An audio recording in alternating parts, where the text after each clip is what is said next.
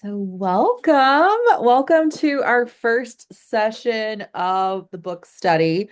Now, for anybody that's done book studies with me in the past, I cannot keep myself from teaching and going into full, like, let's apply this to our life mode.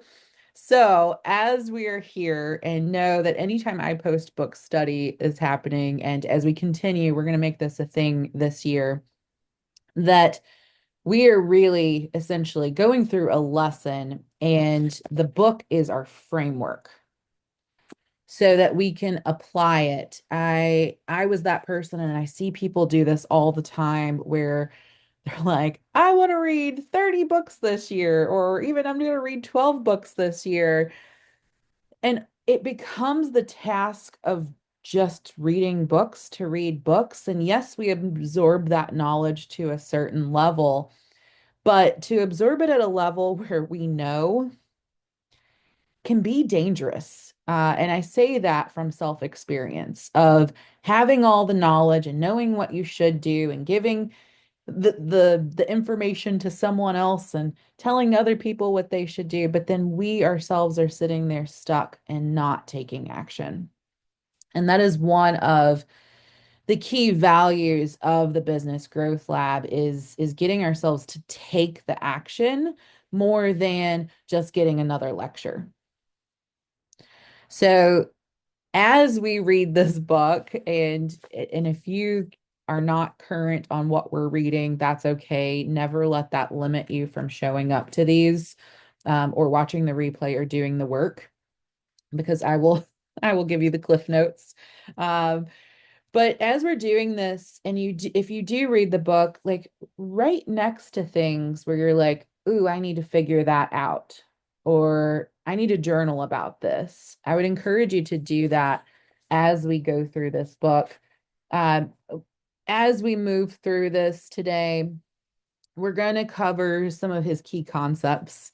I also really want to make this a discussion and have those actionable takeaways. So, my goal for you after all 6 sessions with this book is that we have such a strong why of not just like why I do what I do, but as we'll cover in this, a strong why of our business so that we can inspire people to jump on the boat with us rather than just using what he refers to as manipulative tactics. And I say that to also lead into, I also don't want to shame manipulative tactics that he also talks about in here. That in my experience of doing marketing and business, that a business that has some of those scarcity, like act now, the sale's almost over. I think having some of those is a good thing, but basing your entire business on that is very unstable. It's a house on an unstable foundation.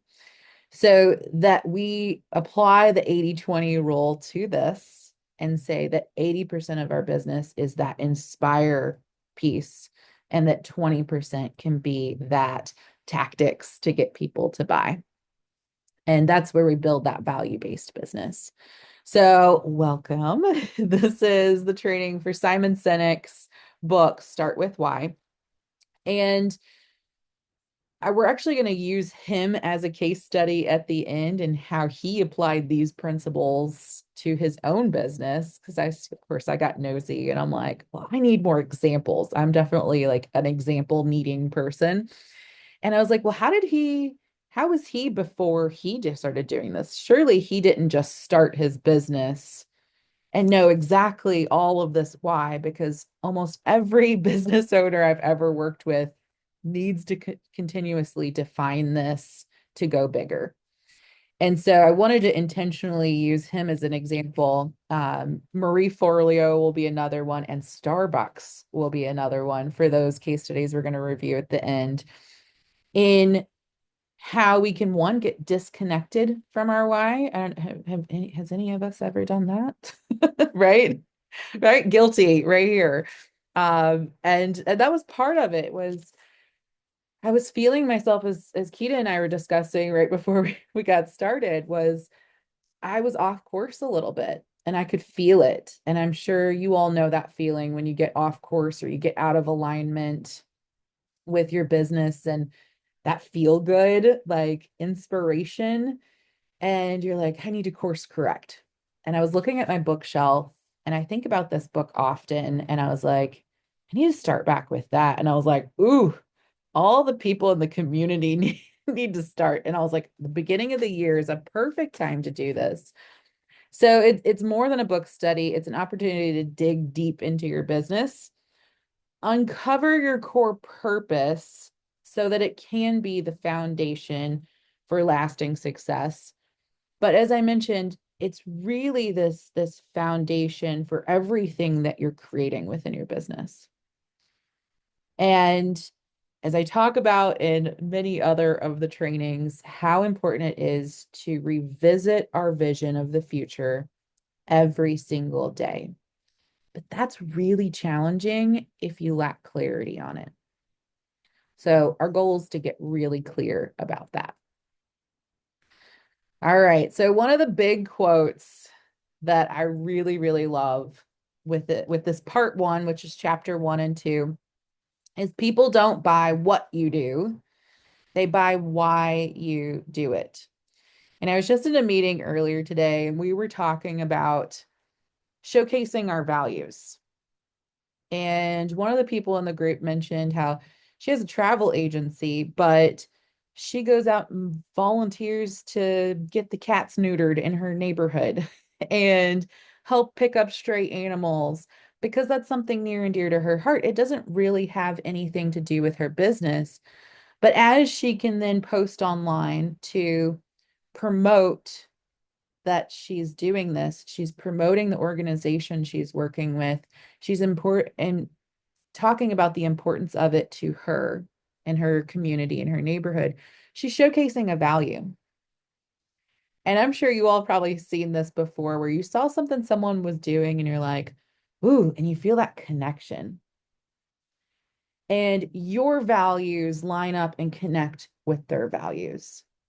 And suddenly you want to support them more. Uh, Again, Keto, you'll know this one. Like, there's lots of women in our group that sell Mary Kay, right? There's lots of them. So I think it's a perfect example of most of the time we're not buying Mary Kay and choosing a person just on like a whim. It's normally we know someone, we align with their values, we love them. And rather than going to Walgreens or CVS, we would rather spend our money with them, promoting them and them having the lifestyle, right? So just to hit home on they buy why you do it. And it just showcases an example of same thing. There's a ton of life coaches out there, right? I was just a basic life coach for a long time too, where I would get online and I would literally be like, I've been offering 3 free coaching sessions this week. And I'd be like, why? Like crickets. Why does no one want coaching sessions with me? Don't they know the power of coaching? And of course, this was me in my 20s, and I had no idea what I was doing or anything about marketing. But really starting to look at when someone displays their values, when someone talks about what's important of them, when they show up bold with confidence because they know themselves, they know their values, they know what they're about, they know what can be accomplished in the world, and they are passionate about it, they are lit up. People want to hang out with those people because they know that that is contagious. And I think we've all felt that on the opposite end too, right? We hang out with a lot of Debbie Downers, no offense to anyone named Debbie. But if we hang out with those, we start to feel in a ugh, right? And when we hang out with really positive people who are goal getters and like ready to take on the world, we get energized by that. That's one reason people go to conferences and they do these like sales, like big weekend events because it is contagious.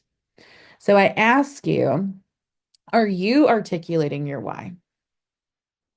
Are you oozing this energy that people say, I want some of what she has. I don't know what she's selling, but I want some of what she has. And then there's that other side of it of, wow, she is so passionate about this cause, and that you're so passionate about the cause and the mission that your business is just a vehicle to help further that cause. And that, as I mentioned, people want to get on the boat with you. And so as he goes into the book, I love some of the examples that he has. And I say this not just because Martin Luther King Day is right around the corner, but he mentioned a story about Martin Luther King. And I do think of these times and I'm like, man, there was no social media. He wasn't putting up billboards. Like he wasn't doing marketing. And I didn't write down the number, but I mean, I think it said like he had like 2 million people or something like that show up for his event on Washington Hill. And I was like, what? And like from marketing mindset, I mean, it was a very large number. And I was like, how did he do that? Like, I just want to study his like influence tactics because that's so impressive. And yes, of course, it was a mighty big mission, and so many people wanted to get behind that. But lots of people have really great missions and really good reasons to further them, and they don't always have that traction. But he had the energy, he had the fire, but he was also inspiring other people to change and to make the change. And so that's what we're going to dive in further in this book. We're not going to cover all that today, but we're going to dive in further. So in part one, we're really starting to hit home with the basics. And he does drop, and it might be chapter 2 or 3, where he drops the golden circle, which we're going to dive into further. Thank you, Kita. In chapter 2, dives into the golden circle. I started reading ahead at one point, and then I was like, oh crap, I'm going to confuse myself. um, and I really love how he simplified this. And I also loved he went into the golden ratio as well and how present it is. But the why is the center. And we have this ripple effect out of what and then how. And as we can get really clear on our why, it starts to flow. Like it just starts to make sense. It stops being so hard. But and what most business owners try to do is we work from the outside in, or we try to work in the middle and then hop this way and hop that way. And as you can imagine, that exerts a lot more energy. So when he speaks about the golden circle, he uses this as his framework with 3 levels. So why, your purpose or belief. In essence, it's the reason your business exists. So unlike humans, right? Like we birth a human into the world, and the human has to figure out their purpose. A business is born with a purpose. And sometimes that purpose is I need to make money. Sometimes that purpose is I have a gift and I feel like I need to share it.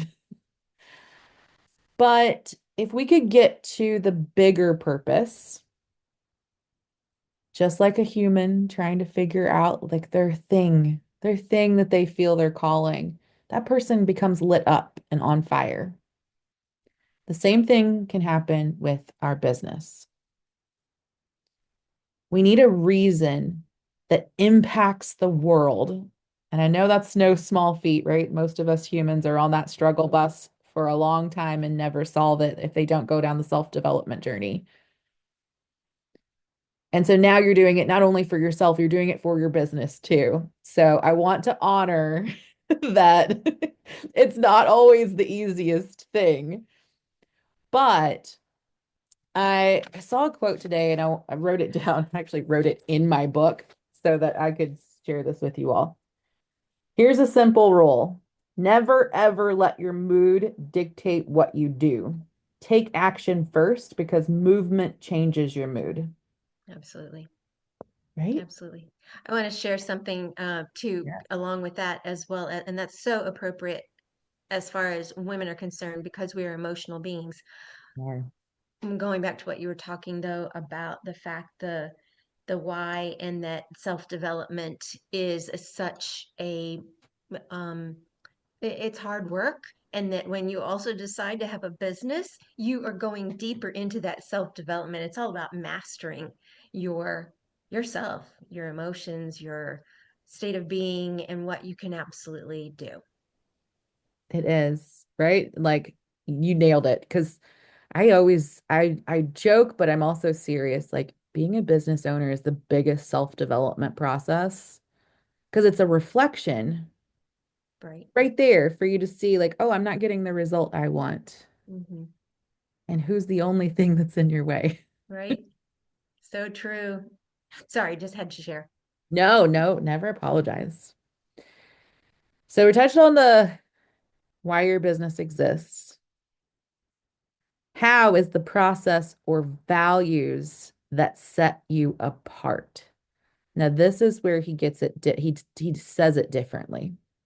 Because when you hear how, you're thinking like, how am I getting my business out there? How am I delivering my products? Or at least that was what I thought first. He says, how is the process or values that set you apart? It's how you show up to deliver the products. It's how you show up. It's the energy of what's facilitating, right? And like as Keita and I talk about like the water qualities, like it's kind of like that water quality that's helping that boat float. And the what are the tangible products or services that you offer? But what if we figured out all the other stuff first and then we figured out the what? Would our products and services change? So let's So open this that up. is Yeah. yeah, this brings up an interesting thought too, because I was listening to, uh, oh my gosh, I can't remember the name of the person, but they were talking about, oh, Karen Curry Parker from Quantum Human Design. And Mhm. she was just talking about what if rather than chasing all those product items that you think that you have to have in order to be successful, you just really sat with your heart for a minute or for a day or for however long it takes and understand why you're doing it. That was what everything, so everything you're saying right now just, is another confirmation of that statement. Yes. Right. And then there's a couple people, and it's funny because some of these people, I'm like, I'm sure they hang out. I'm sure these people all hang out and have conversations together. Yeah, sure, absolutely. So, and this kind of comes back to one of the things that I teach too, is like having first and foremost that core product and then creating things that kind of spur from that, but focusing first on the core product. Occasionally I'll tell people, okay, go create a mini product, but it's normally because it's an alignment or it's a confidence building process. Um, but so Keita, I'm curious for you and Lisa, since you're here, if you want to too, like for your business, like what do you feel like deep in the pit of your stomach and heart, like your business is here to make an impact? Like what's the mission? Um, what was it? Somebody said something a couple of weeks ago, and they were like, "Your business is your ministry." And I was like, Mm, that landed yeah, really good for me. right, So right. I'm Yeah, curious for you all. okay, so I'm more than happy to share first. So I finally came across through all the clients that I've worked with in the past couple of years that women, I mean, everyone has a certain amount of fear, but women especially, we have a certain amount of fear that really keeps us from stepping out of our comfort zones and I don't want to say pushing ourselves because pushing is the wrong word too. That's a very masculine trait, but to Mhm. allow our creativity to flow. we're so good at nurturing and taking care of because that's what we're trained to do as, young women, and then as mothers if you're a mother. And so yeah, so I decided that I wanted to help women to, just remove the fear, even if it's just for a minute, remove the fear, release the resistance so they can live and step into what's possible, that power that they really have within. So that has become my mission. I love that. And make sure you write that down Oh, because I've got it. Thank you. I figured you did. But we're going to dive in even deeper with the next book study, Story Brand. And there's some beautiful tactics on how to then position that for like movie quality Hmm. of like who's the antagonist and who's the hero in the story. And like, Oh, getting so it's into really archetypes. fun. Oh, yeah. But yeah, so Lisa, what about you?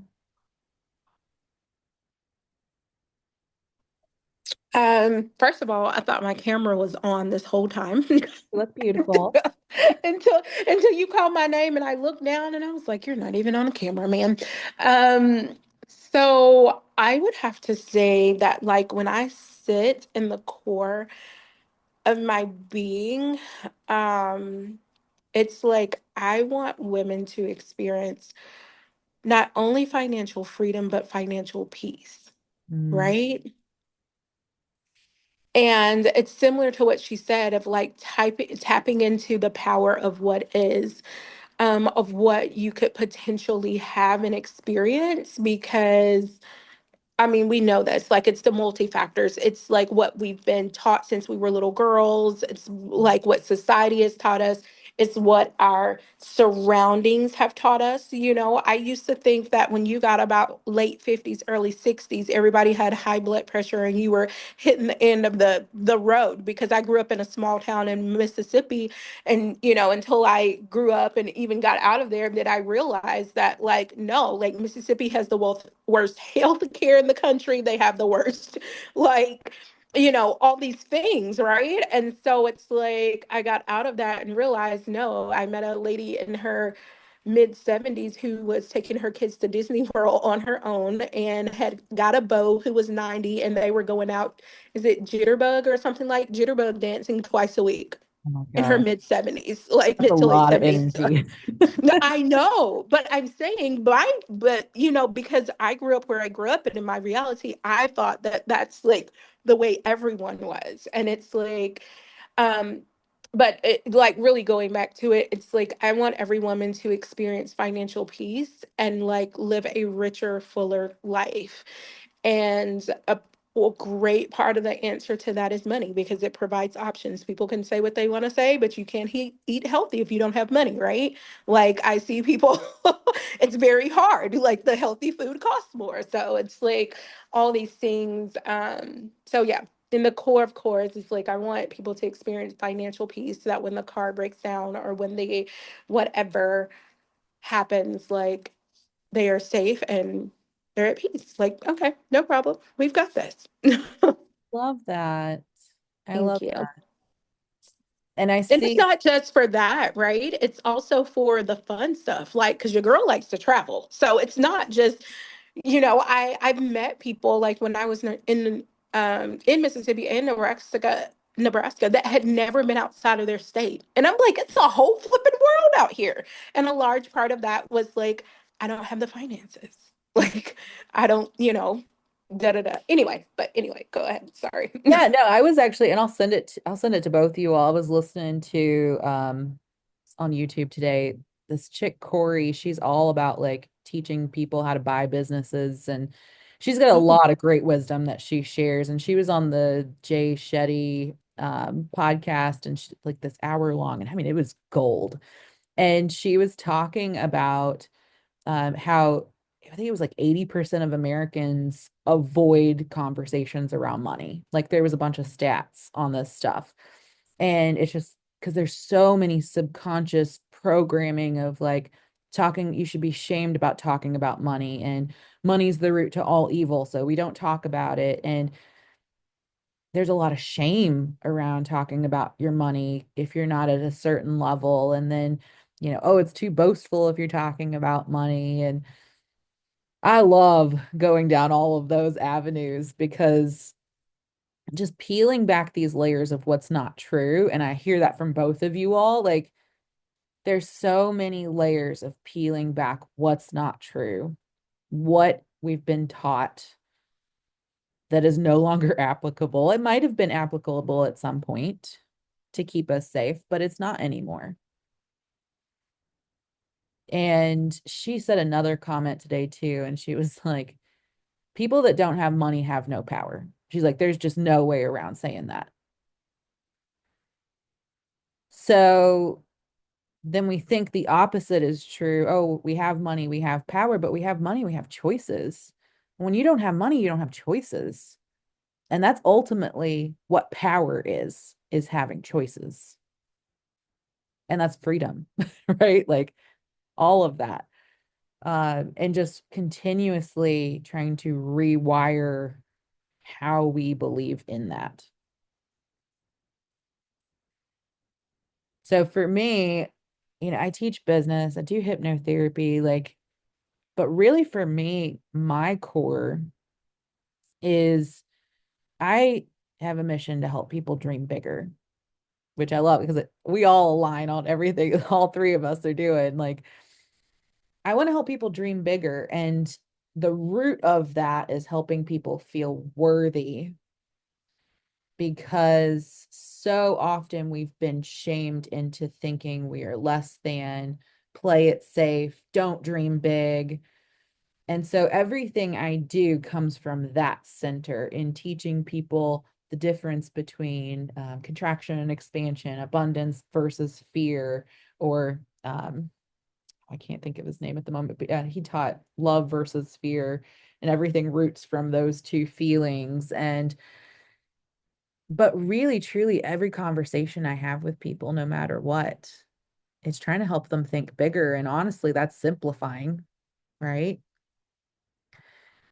And if we all three, like, we know our cores, then everything we choose in our business, it gives us that opportunity to go, does this align? Does this fit? Does this ripple out from the core purpose of my business? Or is this something me as an individual likes to do and wants to do? And that it's okay to have multiple businesses. Now, I will say it's better to make sure one's profitable and can run itself before you start the second one. But it's okay to have two businesses that have two different missions, but not to allow yourself to like get so caught up in going, I am my business, but to be able to separate yourself and like, here's my purpose, here's that business's purpose, here's that business's purpose. And just like there's enough room for all of us, right? All of us as humans to have all different purposes. It's the same for our businesses too. So we talked about the why. How about your core values? Have you all defined your core values for your business? Yeah. I know, Kita, you're all about the values. Yes, I mean, because that's part of my coaching is definitely 4 weeks of studying your core values. Because there's so many people like Lisa's talking about her childhood in Mississippi. I almost said Louisiana. I'm from Louisiana, girl. So, yeah, it's like the values that we are conditioned with and taught as children is how a lot of people grow up and continue to hold. And I'm not saying that those are wrong, and then there are times when we learn that our values are changing and Mhm. the values that we have don't really suit our needs anymore. And that it's okay to change. It's okay to step into a different version of yourself. For sure. Awesome. And then that being said, now that we look at that and you look at like your key tangible products or services that you offer, does that make you think like ooh, mine are perfectly in value, or like, I have a couple I might want to drop off and a couple I might want to add, or maybe it's like, I just really want to simplify. Or maybe it is that you want to expand. And like none of those are wrong answers. It's just a matter of like how this gets you thinking in a different way.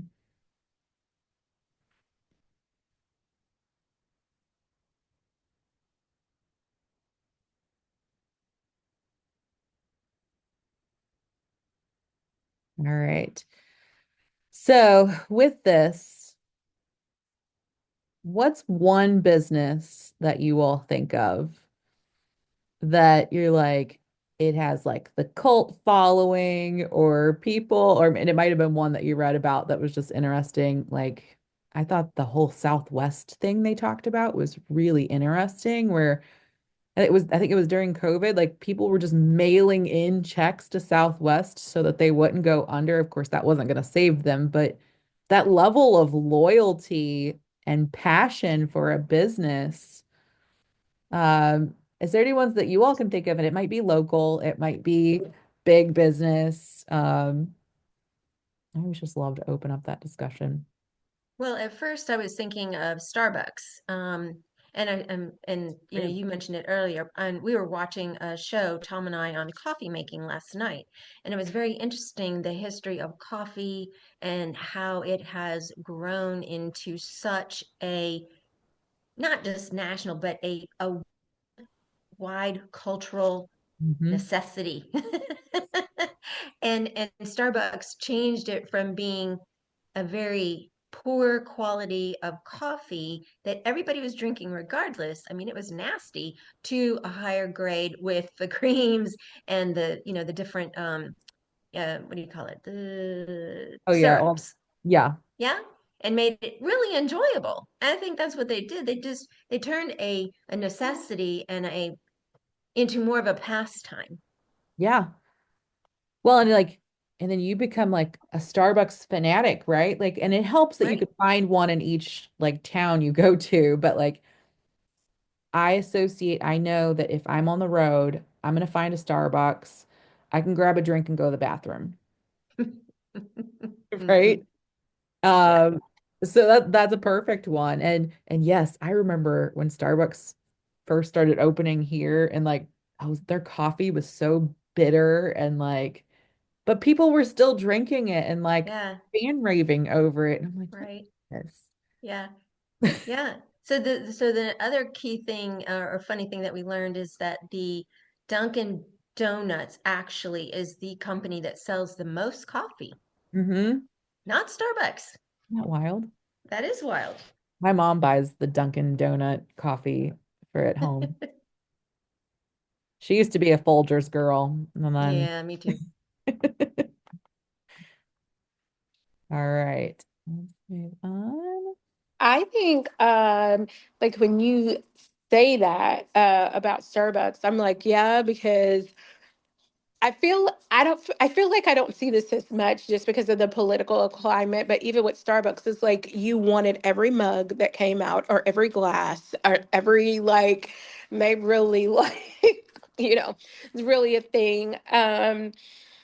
The other thing that I thought about that people are like that has built a huge following, and I feel like they're not as busy now, but I feel like that about Target because there's like all the stuff on Target like you can I noticed at Christmas time you could buy stuff with the bullseye on it and it felt like it was more than it was before. And then just, yeah, I feel like Target has done a really good job of that too, of like building a following. There's the Target lighting thing that people are like, Target has the best lighting, but it really does have great lighting though. Like that, I don't know They what they're doing with do. those. They have great lighting. So, It's an um, experience, right? Like, because yes. it's a vibe. And that was the way Mhm. I kept trying to explain it. I was like, all those brands that feel like they have a vibe, I Mhm. think are the ones that have the loyalty that goes along with it. Because yeah, Right. I worked this brilliant woman. We had worked on a project together at the federal bank, and then she got brought onto another project. I mean, I don't know if I've met another smart as her project manager. And she was like, my dream one day is to just, when I retire, I'm going to go wa work at Target and I just want to stock shelves. She's like, I love Target. She admired the like the processes and like all this stuff. It was so funny. That is funny because like well, and here's the thing. I'm like, I'm glad someone wants to do it, right? That's not on my list, but I value people who are like that, who are like, I'm so fascinated about it, and they're like all in it on it, right? Like precision, like we want you to have the great experience. We've lined up the tomato cans perfectly, like I could admire that too. Like my first job outside of working for the family businesses was at Beauty First. It was this salon. We sold very high priced like shampoos, conditioners, hair products, all this stuff. And we would face and we'd have to go around constantly throughout the day and bring all the products up to the edge. And I got to the point where I would do it so much, I'd be at Target or Kroger, and I would start pulling products up to the front. And I was like, I feel compelled. All right. So great leaders inspire action with starting with their why. I don't know any like CEO or any talk that I've ever listened to that wasn't great, that someone didn't start with a why versus if they started talking about like me, like we're gonna be turned off, right? If they start talking about like, I need you to do this, we get turned off. And so one of my thoughts even was giving you all homework assignment of like, go live this week and just start talking about your why before you talk about anything else. Like if you had another live planned, just start talking about your why first. Pretty easy, right? Because normally we'll get lit up. Normally we'll get excited. They'll see the passion coming through. And as saying that quote of movement changes your mood, it will shift your mood and people will see that because that inspiration drives loyalty. Now, as I mentioned, he talked a lot about the manipulation tactics, and it really did make me start really thinking about some of these ads that I see and these course companies that are popping up out of the weeds and they're just like, get it 90% off. And they're not offering a great product. They are not going to build any type of loyalty. And it makes me think too of this one company. It was like Clixio, and they were selling like lifetime membership. And essentially it was go high level. But they were selling a lifetime membership for $300. And it was like a no-brainer offer. And people were buying it. And it was maybe 6 to 8 months ago. They announced that they were going under. And if anyone wanted to keep their accounts, they were going to have to switch over to a regular go high level account and start paying $97 a month. And it created an uproar. And again, they had no sense of loyalty, they had no structure. And it's the same thing as like people are just out there to make a quick buck. We don't trust those companies, right? And we'll pay more for something we can trust, especially if you've gone through enough buying cycles of the crappy stuff. Uh, but you'll trust and pay more. Like if there's a Kroger brand versus, let's just say, Tide, and I, if I love Tide, which I can't use Tide, I'm actually allergic to it. But if I could, I would buy the Tide over some off-brand. Like for me, it's seventh generation. I will buy seventh generation over anything. I pay way more for it sometimes, but it has the eco sustainability. Like it's got all these things that align to my values. So a company that also stays in alignment with their values and they constantly display that is also really important.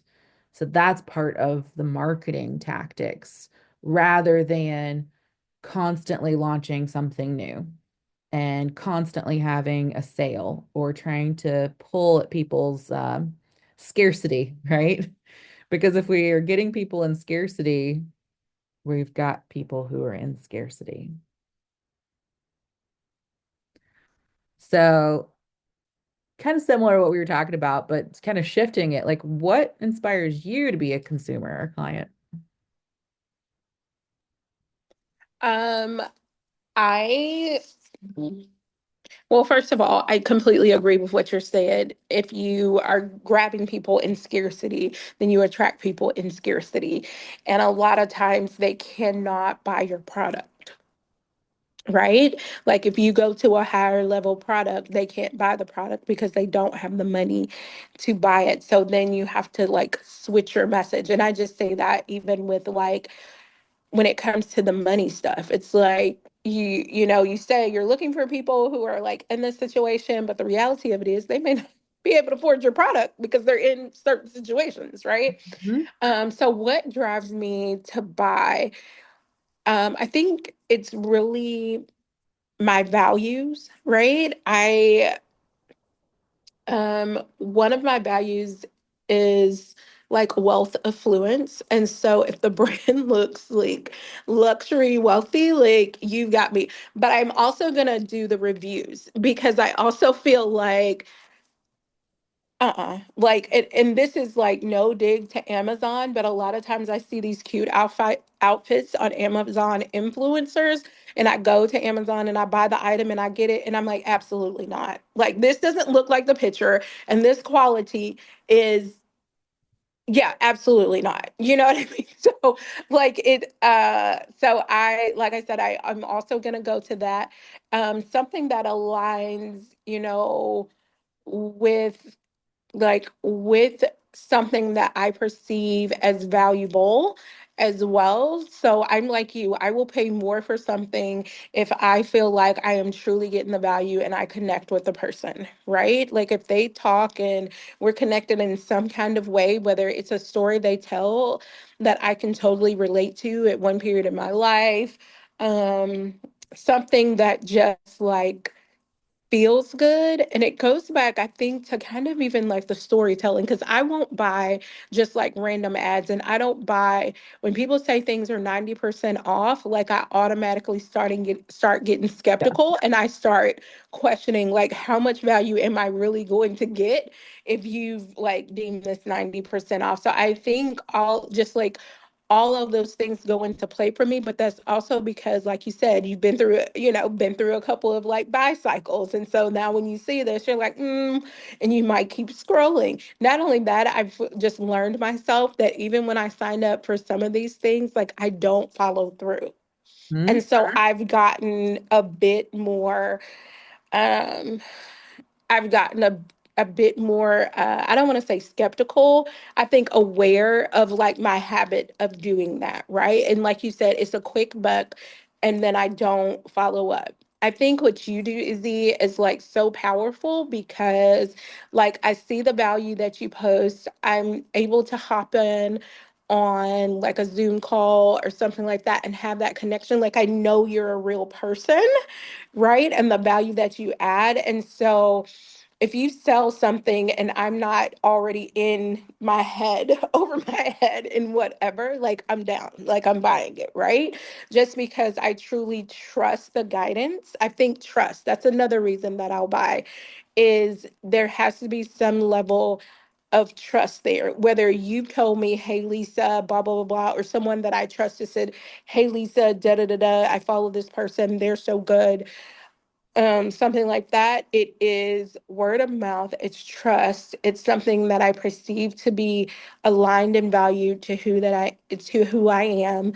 um that causes me to buy.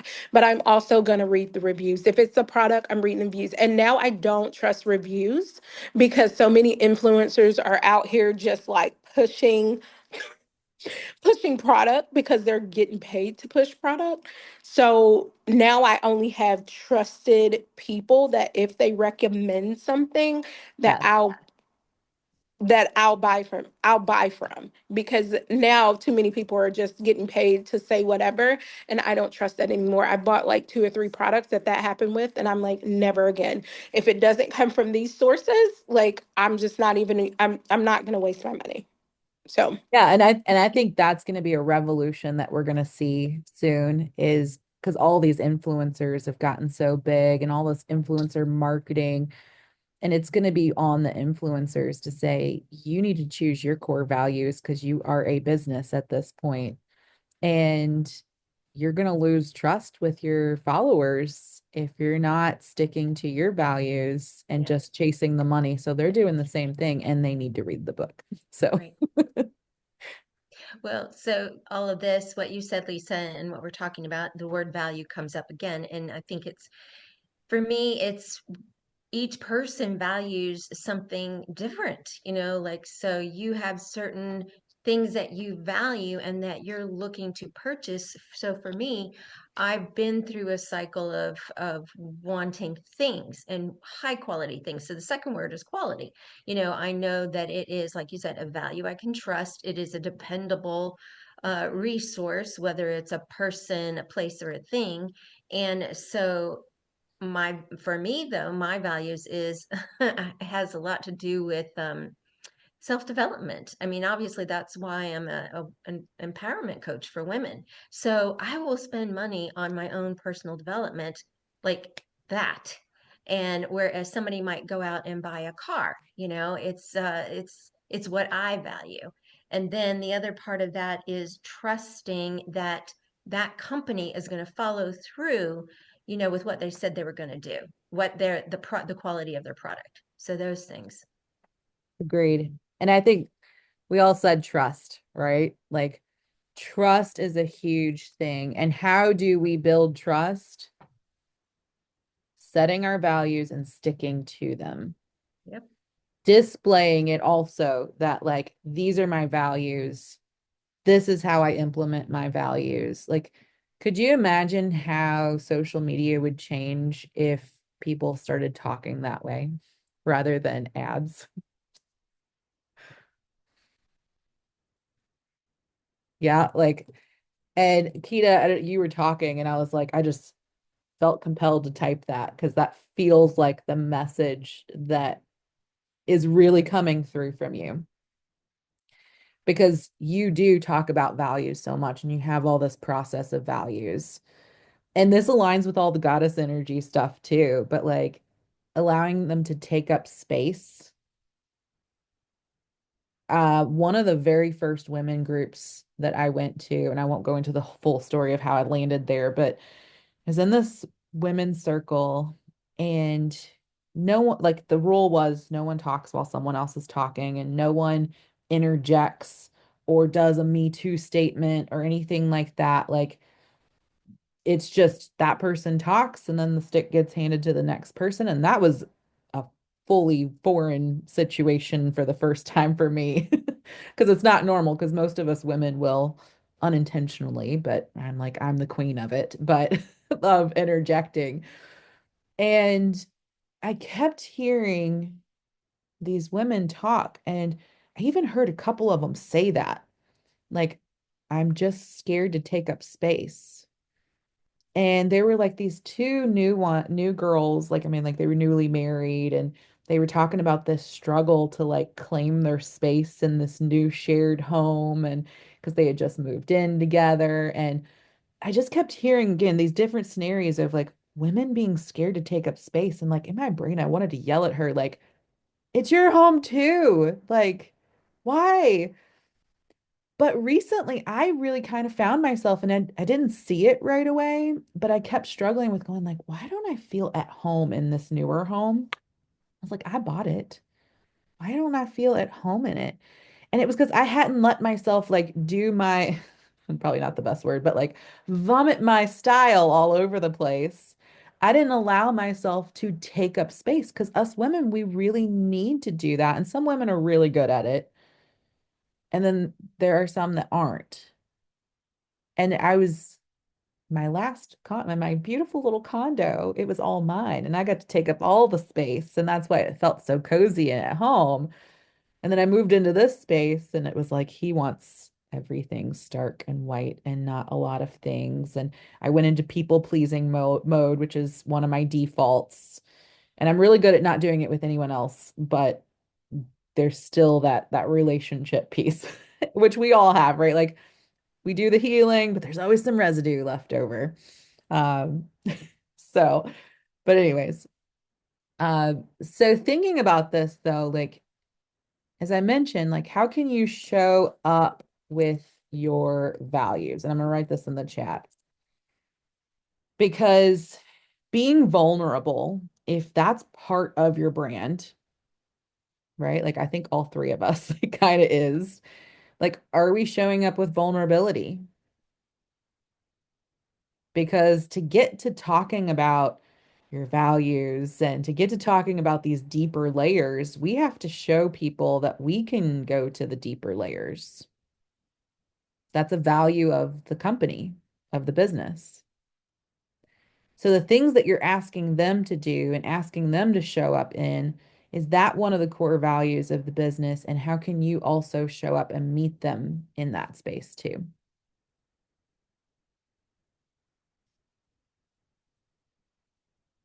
And I really like when he says, like, are you leading with your why? Because that's what got me thinking, like, what if we literally led with our why? Like, before we start every live, we lead with our why.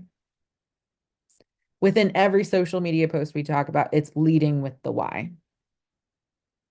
And to continue to express that. So, one, we ingrain it in ourselves and it like just easily flows out of our mouth. Because when we take on some new message and put words to it and define it, sometimes that's a struggle. But to constantly say it, it will very much just flow out of us and ooze out of us as well. So just kind of hitting on this, and we've kind of already touched on it, and we're getting close to the end, but really talking about there's those two ways to influence behavior. And I think we've all seen it, and I think we're definitely seeing that shift even in parenting nowadays, of, you know, if you don't do this, you're not going to get this. Or if you do this, then I'll give you this. And that is an easy way to train children. But then as adults, we're undoing a lot of that. Like, I was a good girl and I deserve a cookie. I was a really good girl and I deserve the entire pack of cookies. I fought that for a long time. And I would go through a pack of Oreos like every other day. And I was like 240 pounds. And I was like, I even got to the point where at one point I was like, if I go to buy Oreos at Whole Foods, they'll be healthier because I didn't know anything about health. So this was me at like 22, 23. And just to show like how much that fear and manipulation, like we are used to it, most of us, because we experienced it as kids. And then we end up doing it with ourselves. And so that seems familiar, which is why I think in marketing it works so well. This fear of missing out, FOMO, this feeling like we're going to get a really great deal. But as we deepen our relationships to ourselves, right? Like we start to shift our values, and what we value is more of the companies with the why. And shifting ourselves into that frame of reference as we then position ourselves as our business too. Right. Yeah, I agree completely. Absolutely. Um, and it's interesting because it, there's a culture here that's much younger than me.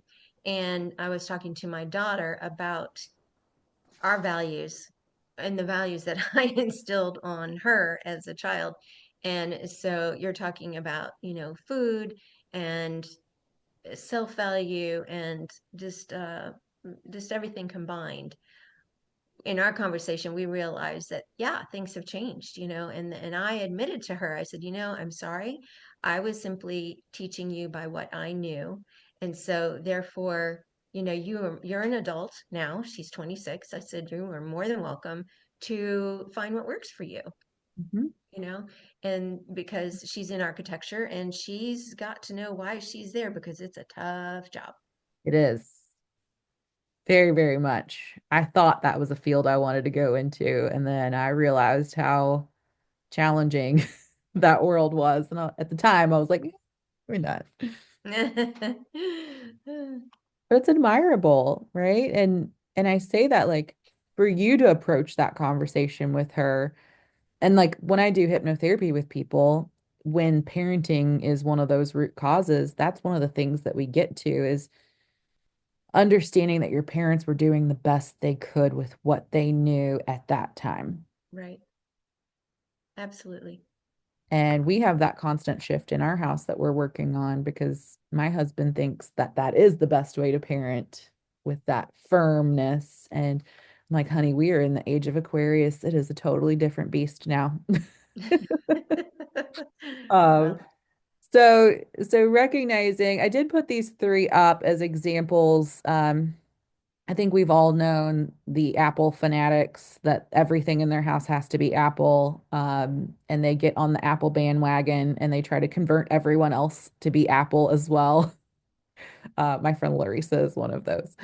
And Patagonia, they are a lot like hiking, camping, rock climbing.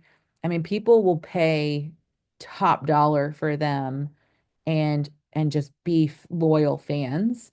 And the same thing's happening with Tesla. Like people are like very big Tesla fans and they're dropping some serious cash on these Tesla vehicles, but there's more to it than just it's Tesla. There's like this mission that's behind it as well.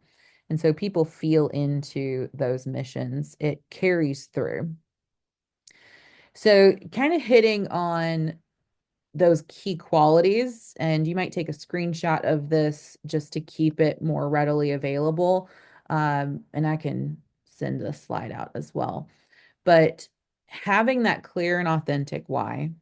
One thing that they also do is they focus on customer centric storytelling rather than it being all about the me, which we will talk about in the story brand. There is a great way to tell your story too, but in the frame of you got the results and you're kind of that case study. And then, as I said, consistent value driven behavior. And I think we can see that like Chick-fil-A does it really, really well.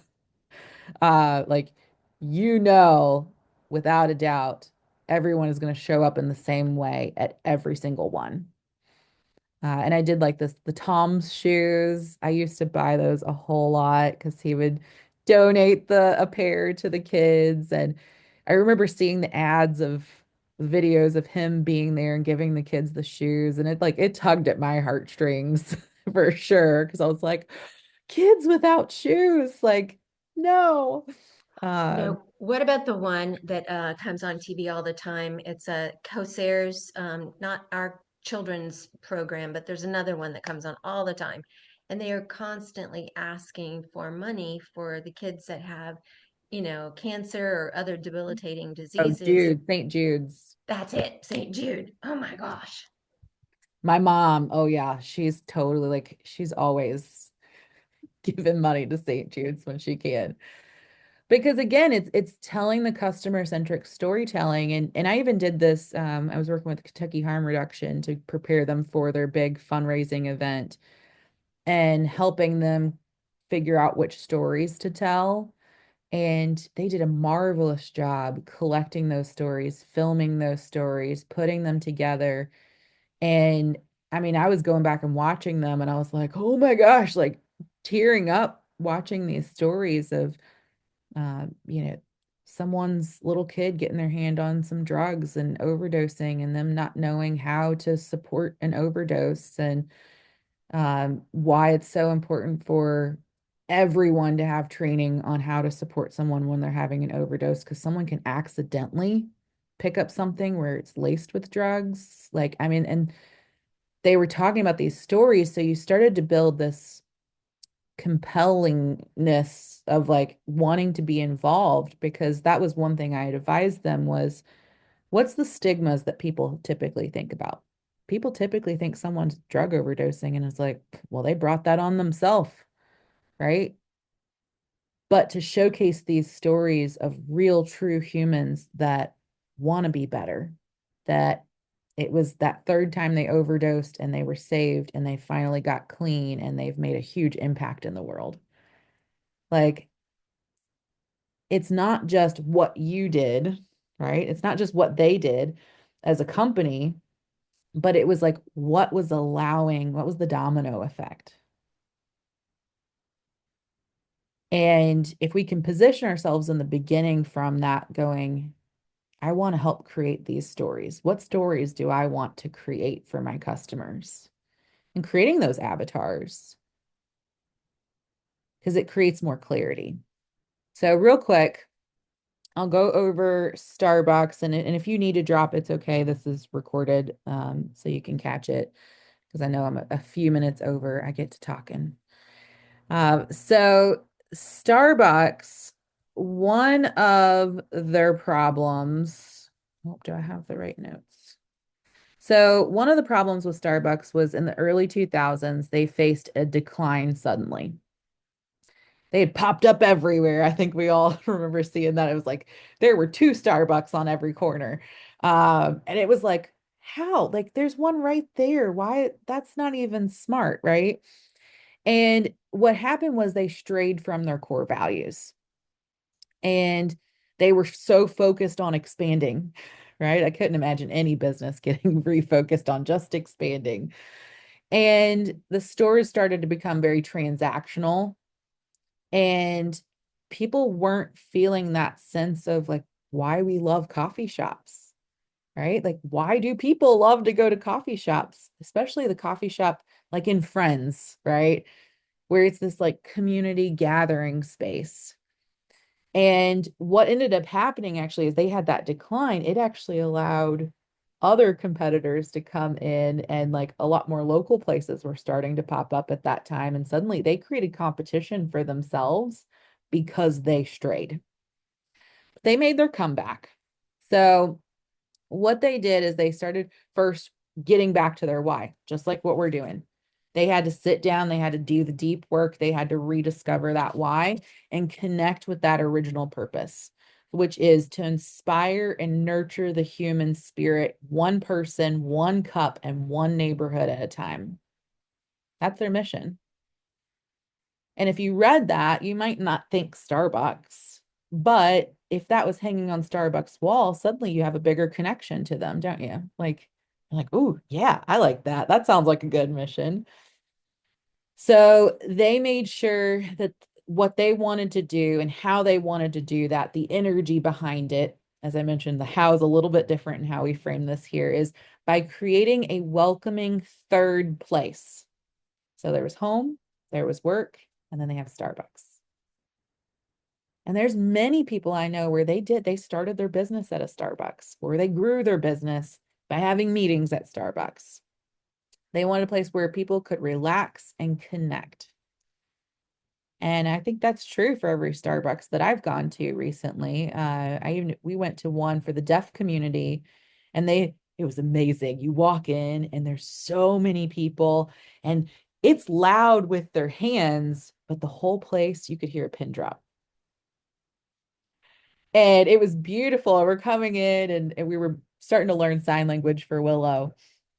And my husband has a friend that's in the community as well. And they allowed that to be a facility, like to facilitate that community though. And they, of course, their product is serving high quality coffee in an inviting environment.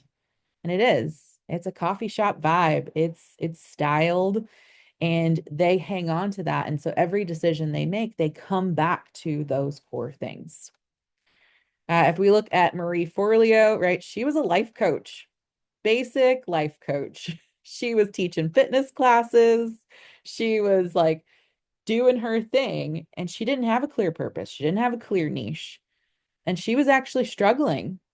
So she started defining what she wanted to do in that niche. And she wanted to focus on empowering individuals to live fulfilling lives by creating businesses and careers that they love.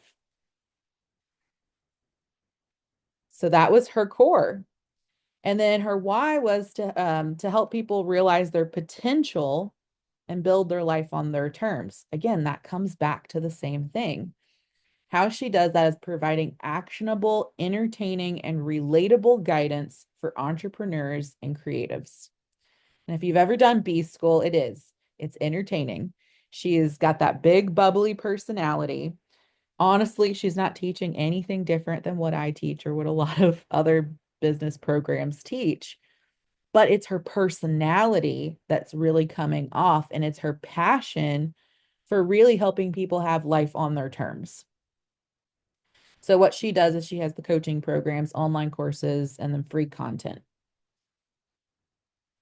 Simon Sinek, the author of the book, widely known, struggled to gain traction as a speaker and a consultant. He had got that influencer status, but he couldn't get speaking gigs. He couldn't like get a ton of clients on consulting. He offered general leadership training. And so I hope we're seeing the trend, right? Like general. It was generalized. And he was just doing management training, but it lacked that compelling message.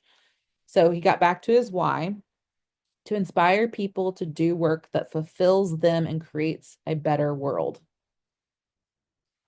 By helping individuals and organizations discover and articulate their purpose. Super niche down. Now he offers speaking engagements, books, and consulting services. I'd say he's doing pretty well now. Right?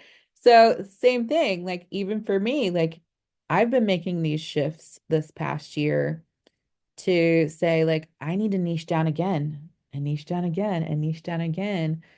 And I'm really starting to focus on the sales and the high value offer, but how we position ourselves as high value, which for me aligned back to this book. Because we don't need to teach all the tactics. I don't want to teach tactics. That doesn't feel in alignment. Tactics are not big vision, dream bigger. It doesn't come back to my purpose.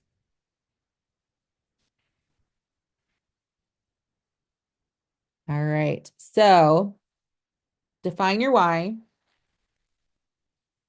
Think about niching down, right? Like